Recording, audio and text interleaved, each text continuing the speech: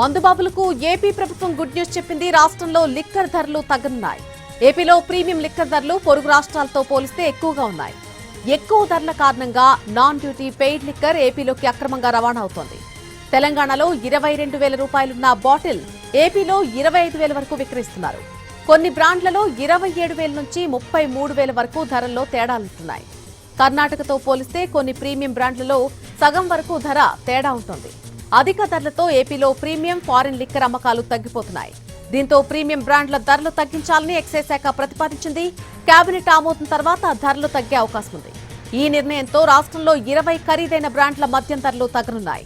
ఒక్కో బాటిల్పై కనీసం 3,000 రూపాయల వరకు తగ్గే అవకాశం ఉంది. కూటమి సర్కార్ అధికారంలోకి వచ్చిన తర్వాత 40 బ్రాండ్ల ధరలు ఇప్పటికే తగ్గించింది. ప్రీమియం బ్రాండ్ల ధరలు తగ్గకపోవడంతో ఎన్డీపీఎల్ పెరిగింది. వైన్పై కూడా అధిక పన్నుల కారణంగా అమ్మకాలు తగ్గిపోయాయి. ధరలు తగ్గితే అమ్మకాలు పెరిగి రాష్ట్రానికి ఆదాయం పెరిగే అవకాశం ఉంది.